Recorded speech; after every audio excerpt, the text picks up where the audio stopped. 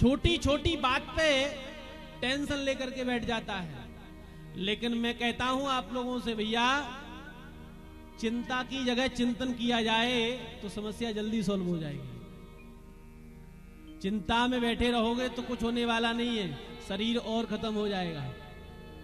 बहुत से लोग कहते हैं महाराज क्या करें, बहुत कोशिश करते हैं कि टेंशन ना लें, लेकिन क्या करें, ये बेरन टेंशन आ जाती है।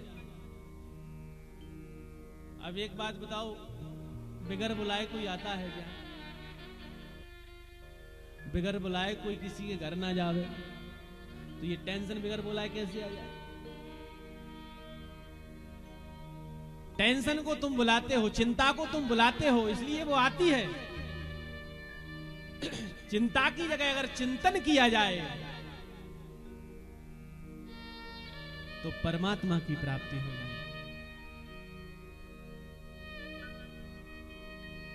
चिंता चिता समान होती है और चिंतन परमात्मा से जुड़ता है। इसलिए व्यक्ति को ज्यादा से ज्यादा भगवान का चिंतन करना चाहिए।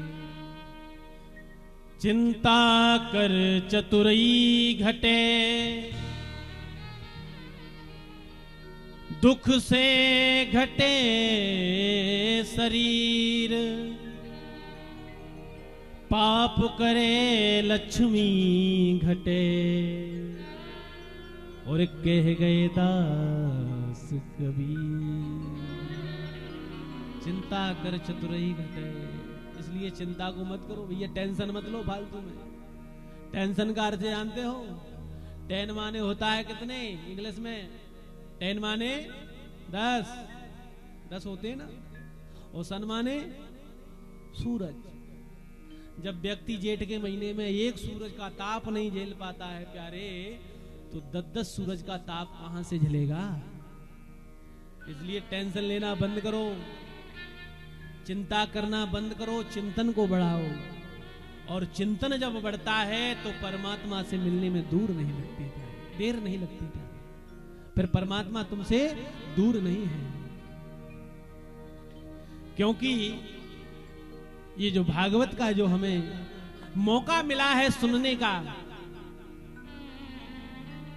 ये वैदे ही मां बगलामुखी की गोद में बैठ करके जो हम कथा का रसपान कर रहे हैं, जो सुन रहे हैं, ये कथा का अधिकार देवताओं को भी नहीं है प्यारे।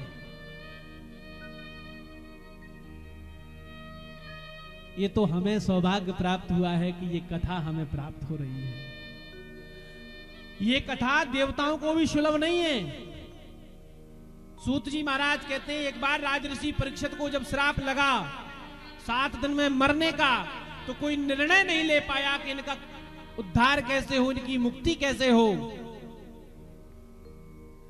तो आज उन परीक्षित की सभा में सुखदेव जी महाराज आए। व्यास जी के परम लाडले पुत्र हैं, 16 वर्षीय सुखदेव जी महाराज जैसे ही आए, देवताओं को पता चला, स्वर्गलोक में देवताओं को पता चला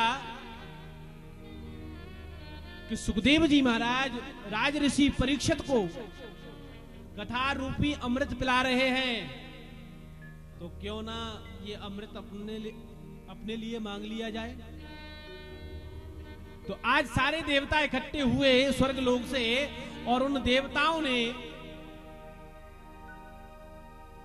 स्वर्ग का अमृत लिया और उस कलश को लेकर के सुखदेव जी महाराज के पास में पहुंचे। महाराज एक काम करिए। बोले क्या? बोले ये स्वर्ग का अमृत है और इस समय परीक्षित मृत्यु से भयाक्रांत हैं, एक काम कीजिए। बोले क्या? बोले ये स्वर्ग का अमृत है, इसको आप परीक्षित को पिला दीजिए तो ये मृत्यु के भय से मुक्त हो जाएंगे। लेकिन महाराज जो आप कथा रूपी अमृत पिला रहे हैं, वो अमृत हमें पिला दीजिए।